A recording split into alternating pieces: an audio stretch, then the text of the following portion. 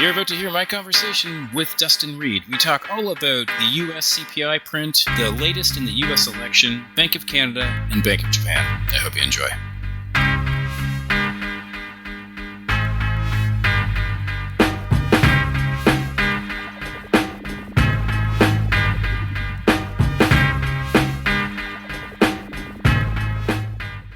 This podcast is for informational purposes only. Information relating to investment approaches or individual investments should not be construed as advice or endorsement. Listeners should seek professional advice for their situation.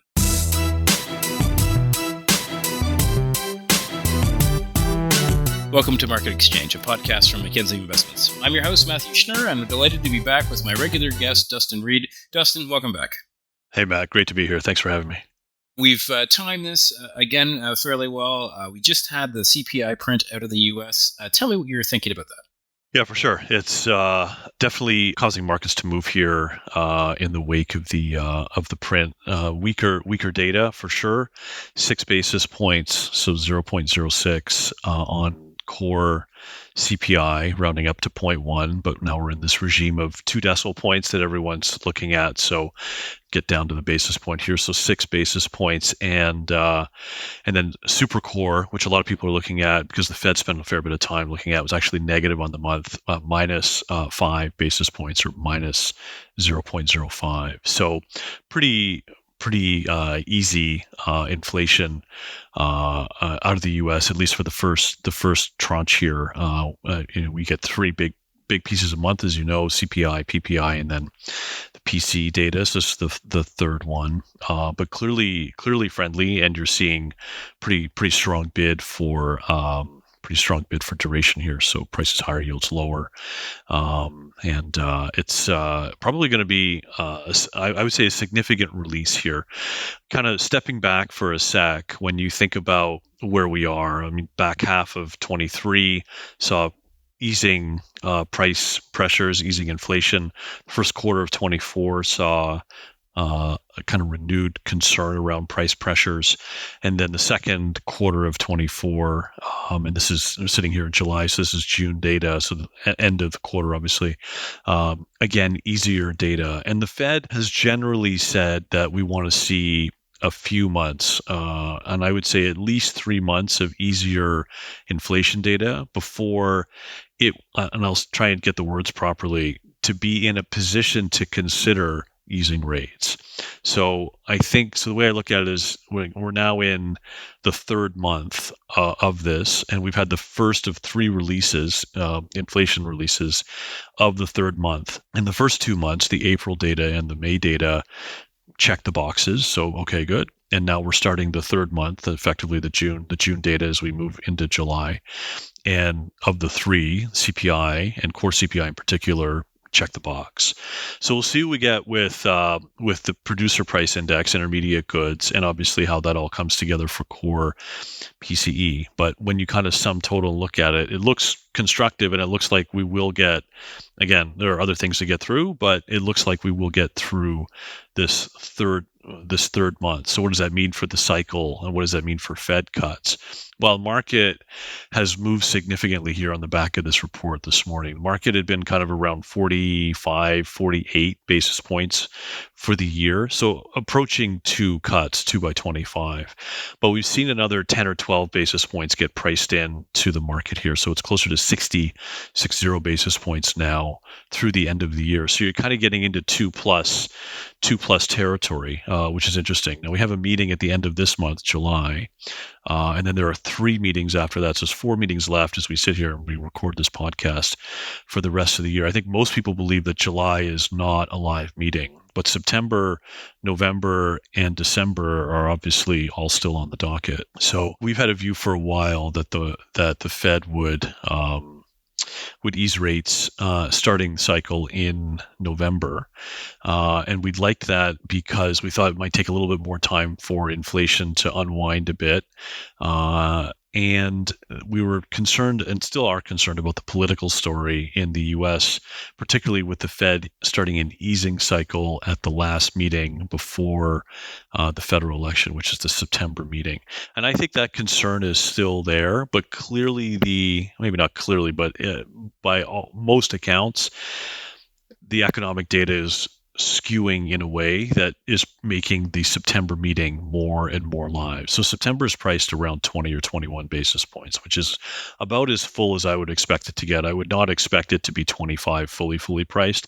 22, in my opinion, is about the max. So if when you're kind of 19, 20, 21, you're getting close to what I think is the de facto max pricing for that. But I do think that the CPI data here this morning is significant, and we've seen it in markets breaching a number of technical levels, and it continues to feel like the market wants to be long duration, and you're obviously seeing cross asset response here as well, and particularly in the FX space, market selling dollars significantly, US dollars across the board. But yeah, that's what I'm thinking here on the CPI data, and obviously now I want to see what Fed speakers are going to say before we get into the quiet period ahead of the July 30th, 31st meeting to see if we can be looking to set the table in July for the September meeting.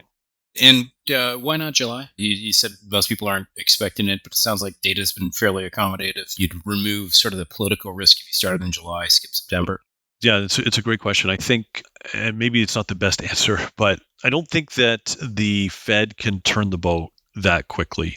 The institutional capacity within the Fed, it takes time when you look at how the organization works. So many people that are either voters or participants around the table who don't have a vote have publicly speaking have not been pushing for rate cuts soon. We need more data. We need more time. Not quite there. That sort of thing. Labor market's still relatively strong.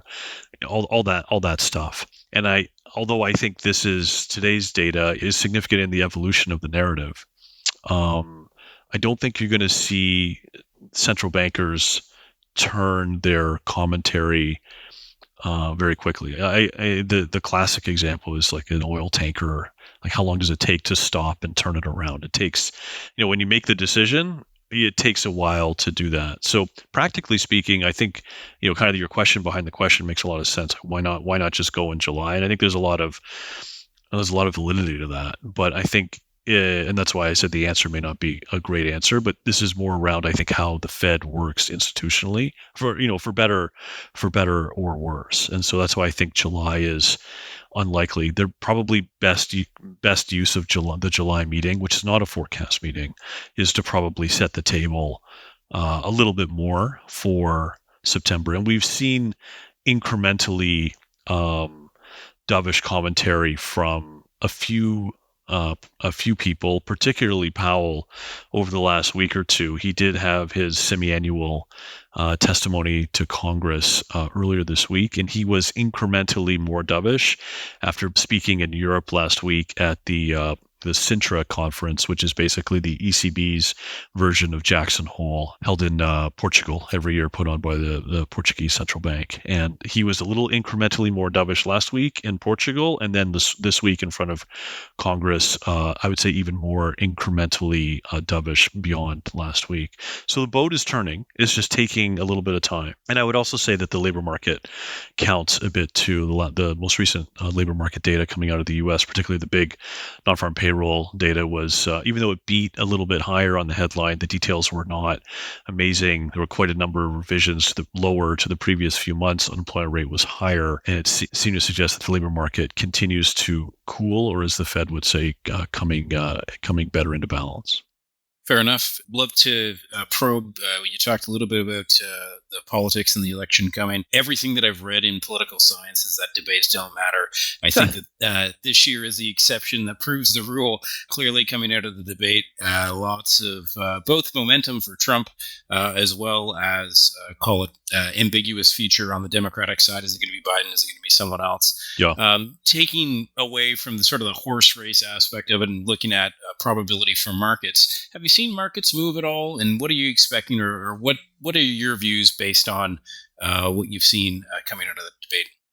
Yeah, so there's a lot there, and some of the discussions I have are very markets focused, and some of it's a little bit more kind of water cooler, as I call it. It's all very, very interesting for obvious reasons. I spent a long time living and working in the States, doing policy and markets, and so I like this space a lot. These federal election years for me are very, very interesting.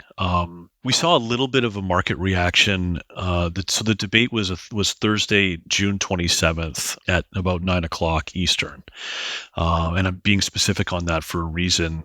Friday the 28th. Obviously, was the last business day of June, the last business day of the month, and the last business day of Q2. And so often in markets, when there's a month end and a quarter end, you see a lot of what we just call flow, just flows going through. Portfolio managers need to either take care of a number of different things, just right-sizing their portfolio, whether it's hedging or rebalancing, and that's actually often the term that people use. And so when you look at the price action overnight, Thursday the 27th our time, and then Friday the 28th, for how much of that price action is fundamentally driven on the back of the debate and what happened, or the perception of what happened, and how much of it is just flow based, like people have to do it regardless whether the debate happened or not. And so I go through that kind of very detailed explanation to say it's a little bit difficult to pull apart exactly what happened. But when you step back a little bit, what did happen, and factually what happened, at least in my space, yields were up significantly overnight Thursday the 27th and into Friday the 28th. And some of it might be month end, quarter end, for sure. Some of it is going to be people saying, oh, wow, that was not a great performance by Biden. Trump's probability of winning the election just went up. The probability of a Republican down the ticket vote, so basically people just vote Republican all the way down the ticket, just went up. And that means unchecked fiscal spending and maybe extension of the tax policy, Trump's tax policy, which is coming due at the end of next year in 2025. And what does that mean for the fiscal story? Well, it means more budget deficits, more spending, at least more deficits, and more issuance within the bond market. And what does that mean? Well, more supply and less demand means prices lower, yields higher. And so that's what you saw. You saw a pretty good move higher in particularly the back end of the yield curve, with yields moving significantly higher. Now, what's interesting to me, so again, to be detailed, because I think it's important, that was Friday the 28th. We had kind of the holiday week. We had Canada, obviously, on the Monday, Canada holiday, and then Independence Day in the U.S. on Thursday the 4th, July. You did not see that follow through in yields happening into the early part of the week, and frankly, all of last week. And so, again, kind of coming back to where I was a couple minutes ago, how much of that move higher in yields was month end, quarter end? How much of it was the debate? And actually, although it should have gone necessarily maybe a little bit the other way, there was a core PCE print, the May core PCE print, printed at 8:30 a.m. on the Friday as well, just to make it even more fun. So you kind of have all these things, and you kind of sit back and you talk to people and say, okay, what's driving it? What are clients saying? What are accounts doing? Try to peel back the onion and try to figure out what are the real drivers. What I think the net of everything is, and we can talk about this more in terms of what I think might be happening on the election side, but the probability of Trump winning has gone up. And I think that is true after the debate, and it's followed through. I think the probability of a down the ticket Republican win. So when I say down the ticket, it's going to be White House, the Senate, and the House. And I think the probability of a triple R, so triple Republican win, so to speak, down the ticket has gone up. But you haven't seen that follow through in, at least in my space, my primary space in the fixed income market. You would expect, if people were very, very concerned about that and kind of unchecked fiscal issues, whether it's issuance or whether it's tax policy or spending policy, what have you, you'd expect yields to be significantly higher and hold and follow through. And you haven't had that. You've actually had the opposite. And then kind of going back to where we started the podcast, the fundamental story, the inflation story, and also I would say that the employment story, which evolved late last week on the Friday, the 5th, continues to show weaker economic outlook for the U.S. And that seems to be the bigger driver for now. And I'll say for now, because I do think that at some point here, the market is going to be concerned about unchecked fiscal. Fiscal was a significant driver about this time last year. Recall the August 1st refunding announcement that's when yields moved to 5%. And I do think that that thematic could come back. We're probably a little bit early, but this is going to be the big thematic in Q3 and maybe Q4. This idea of, are we going to see higher yields because of fiscal and issuance, or are we going to see lower yields because of what I think anyway is the slowing economic picture in the US? And those two things are juxtaposed. Those two things, in theory, textbook, would suggest different outcomes for the market. And so this is very important and paramount, not only to fixed income, but I would say any asset, whether it's credit, FX, equities, what theme dominates, or at least predominantly dominates. I think that is going to be the big question and thematic that we have to think about and watch and answer and understand for Q3 and probably for the back half of the year, including Q4. Why don't we turn to Canada? Love your view on Bank of Canada and the rate path. Last time we talked, you were expecting 2 cuts in the next 3 meetings. You got one in June, so you have a July or September. Are you still thinking that you'll see 1 cut in July or September, or what's your current thinking?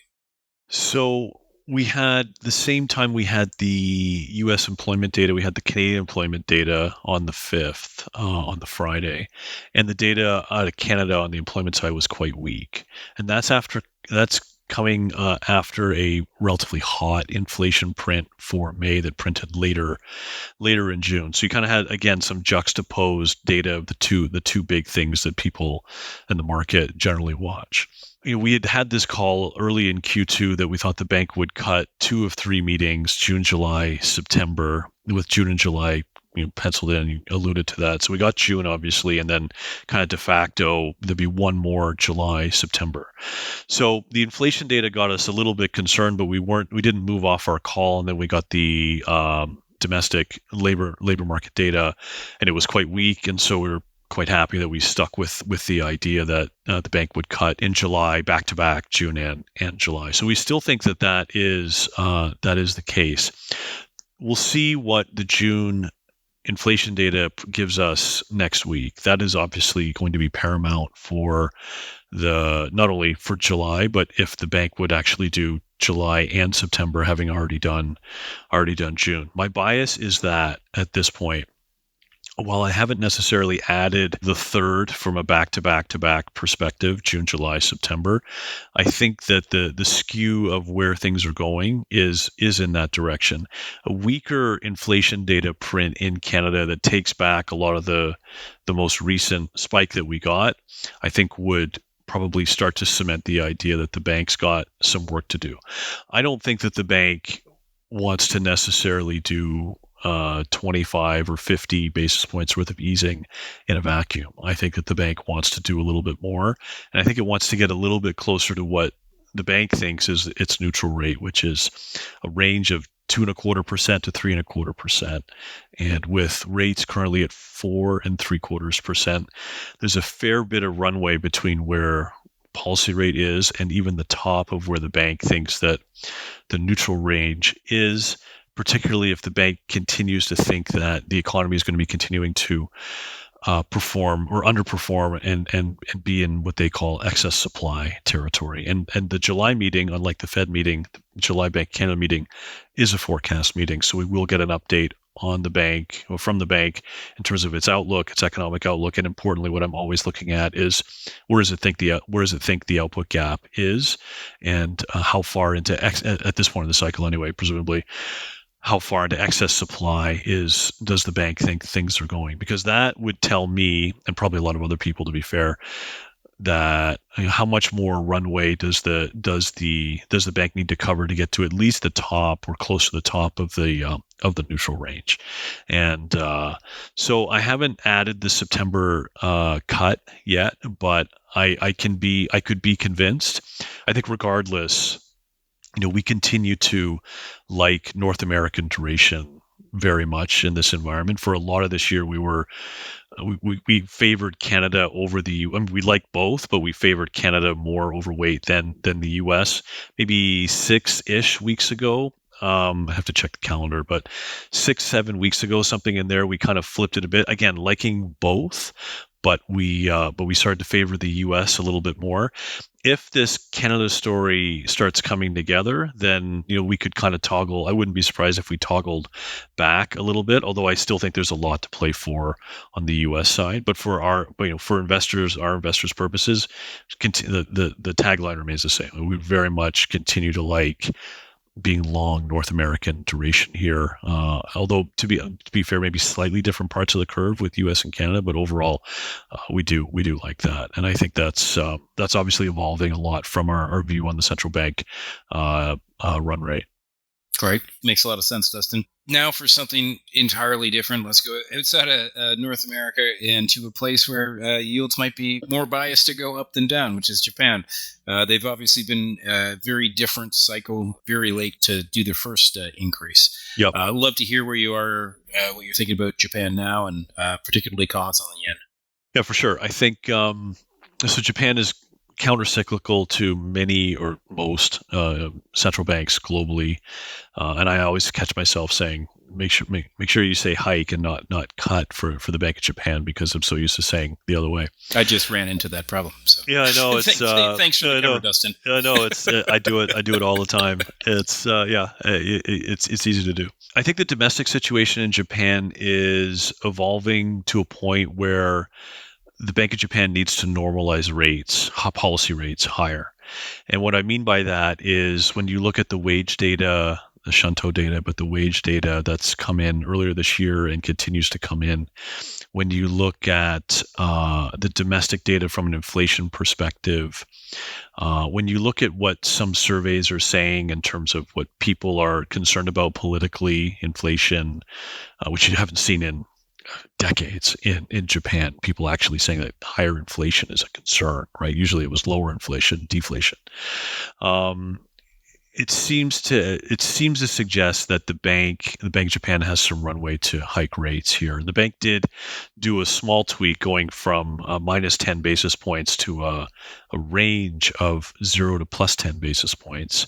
And there's some discussion that the bank could hike as soon as its July meeting, which is also on the 30th, 31st, the same days as the Fed. We'll get as the world turns, we'll get the Japan announcement before the Fed announcement. But I think that the Bank of Japan meeting is quite live, and I think that the bank could hike by at least 10 points in July for all the reasons I said. I think there's also a political reason happening in the background. There's discussion in the year of elections, 2024 being the year of elections globally. It looks like Japan will also have an election this year, late summer or early fall, September or October, and either the election date itself and or the campaign period will probably run over either the September and or the October BOJ meetings.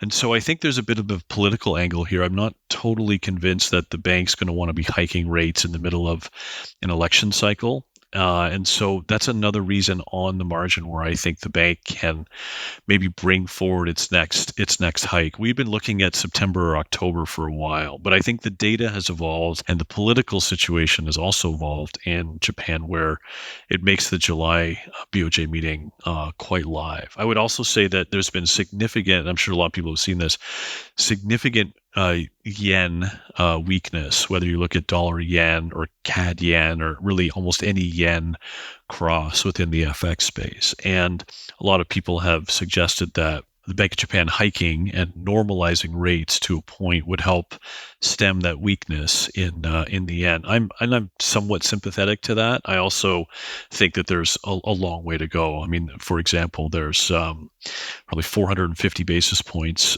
differential, more than 450 basis points differential now between Canada policy rates and Japan policy rates, and so that carry, as we call it, that spread is significant. And in markets that are generally, not always, but generally have strong appetite for risk, everyone knows that equities continue to chunk higher and make all-time highs. In that global environment where there's strong appetite for risk, carry trades, being long carry, is generally seen as a constructive strategy. And so it's very difficult for the yen to materially appreciate against either the Canadian dollar, US dollar, or otherwise when that regime or the thematic is kind of grinding in the background. But BOJ normalizing would clearly help that. I would say that at dollar yen, US dollar yen at 160, 161 before today, and it looks like we've had some intervention today on the back of the US CPI data where dollar yen traded lower significantly, and the Bank of Japan actually came in and started selling dollar yen to kind of push on the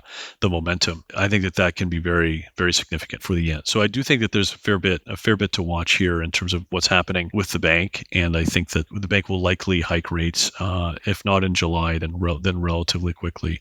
A lot of people internally in Japan on the corporate side are not comfortable with dollar yen above 160. It's causing a lot of consternation, and I think that the bank and the Ministry of Finance, which technically has purview over FX policy as opposed to the bank, are hearing that. And so when you have the government having purview over the currency, it does somewhat become a political issue when the currency, goes massively one way or the other. This way, obviously, on this side, it's obviously quite a bit of depreciation in yen. That's great. What does this all mean for the portfolio, Dustin? How are you thinking about implementing some of these views? So some of the things we have on, and some of them I think are maybe worth adding. Again, the North American duration story has been a key staple for us for a number of quarters, and we still like it. I would say after this morning, I like it more as opposed to less. And so I think the question is, around our portfolios, whether it's unconstrained or core plus, global, even credit to a point, how much do we want to have on if we're very, very firm in the view and that rate cuts in North America are coming. So I think that a lot of that position is on. We've been shaving our Japan position for a while as we've been further and further into the money. And if I'm wrong, in some ways I hope I'm wrong, but in some way, if I'm wrong on Japan in July, I think we will see a pullback in yields. So yields lower, prices higher. And I think that would be a great selling opportunity or being short duration for the JGB market, for the Japanese government bond market, because I think that's a good short, whether you want to look at it as just pure alpha play or spread position. Across the portfolio. So, I mean, we probably don't have as much short JGBs, Japanese government bonds, as I would like, kind of given how things are shaping up, because we've crystallized a lot of the profits in that macro trade. But on a pullback, I would definitely be quite interested. And then I think broadly speaking, if it looks like the Fed is going to be cutting earlier and or maybe slightly more. Maybe there's the discussion that the Fed doesn't go every other meeting, but maybe there's some discussion that the Fed goes every meeting. I'm not advocating for that, but if it does, and it looks like the Fed and other central banks, but Fed most importantly, is being proactive, and the economic environment is still pretty constructive, i.e. it's the soft landing, for lack of a better term, where it's not a recession, it's not a hard landing. And that's constructive for core profits, for margins, for the consumer, all those sorts of things, and it's constructive for risk. Then I think that has implications for weights within the EM space. Although every EM story is obviously very idiosyncratic. We know this from the Mexico story over the last couple of months, and Brazil, South Africa, India, the other And so, adding EM from a macro perspective, I think makes sense. And then obviously tightening up our, the credit story. Credit is very tight, whether it's IG or high yield, and making sure that we have the right levels there. If we think that central banks are going to be proactive, but they're going to manage a soft landing somewhat successfully, and so making sure we have enough risk in the portfolio, I think, is obviously important as well. But I think we've been doing very, very well on the credit side and have had appropriate risk. But I think, again, going back to this morning and the CPI data of the U.S.,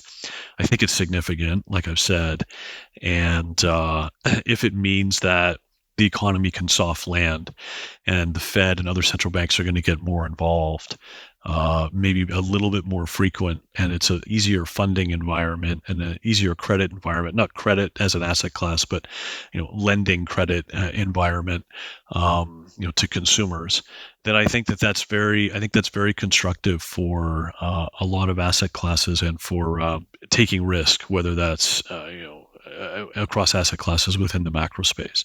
So I think that those kind of trades are where we want to be at this point in the cycle. Obviously, things can derail that.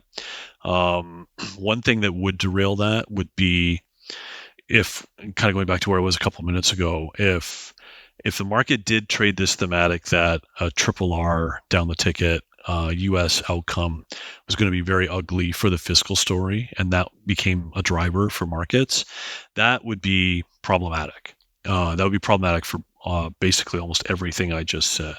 And I think that's, I think that is important. I mean, and it looks like, we'll see what happens with Biden. I mean, there's clearly a few, we could do a whole podcast on the election, but it's clear that there's a lot of discussion within the Democrat Party whether Biden will be the nominee. When you look at some of these betting sites, he's gone from 0 to 100 cents for a contract. He's gone from 85 cents or 88 cents to below 50 cents on whether he'll be the nominee. And but I think the point here was a few points, but one of them is who would replace him, and can that person actually beat Trump? The biggest concern, because people were very interested in listening and hearing this stuff, I think the biggest concern after the debate was that internal polling done within the Democratic Party showed that the Electoral College was moving towards 350 seats for Trump when you need 270 to win. And you had states like Virginia, New Mexico, New Hampshire that generally should be, at least for now, relatively safe Democrat states in now toss-up states, and that should not be happening. And those are not part of the 7 swing states that people have been focused on. So when you saw internal polling like that, that's why you started to see House Democrats come up and be a little bit more concerned, and you're seeing a little bit more. You've seen Pelosi not necessarily back up Biden here in the last 24 for 36 hours. But I don't think it necessarily changes the outcome of the election, because I don't think that there's a candidate that can necessarily challenge Trump at this point. So I think, getting back to the question, that risk, that tail risk around fiscal is there, and it's probably not going with a triple R Trump-led White House. That risk is probably not going away. And so while it looks great from a fundamental perspective at this point to be long risk across asset classes, that can turn very, very quickly. And I want to be very cognizant of that, and I want investors to be very, very cognizant of that. So that's my job. Part of my job anyway, but a good part of my job for most of Q3 into Q4 is to try and make sure that if that is going to be a thematic, to be ahead of that and to not be overly long risk, however you want to define long risk across asset classes or within sub asset classes. But that's kind of how I'm thinking about the portfolio at this point, some of the things that we have on and are looking around. That's great context, Dustin, and we'll be sure to have regular conversations as you consider that fiscal factor and the election as we proceed towards November. So, Dustin, thanks so much for coming on. This was very educational. Appreciate it. Thanks very much. Great to be here.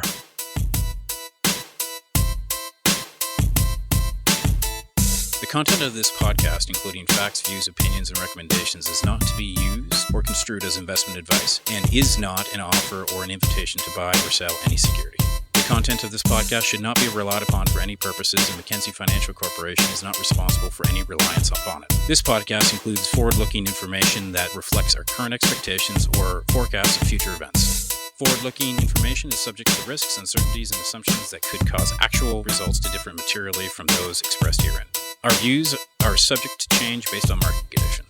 Commissions, trailing commissions, management fees, and expenses may be associated with mutual fund investments. Please read the fund facts and prospectus before investing. The indicated rates of returns are historical annual compounded total returns, including changes to unit values and reinvestment of all dividends or distributions, and does not take into account sales, redemptions, distribution, or optional charges or income taxes payable by any security holder that would have reduced returns.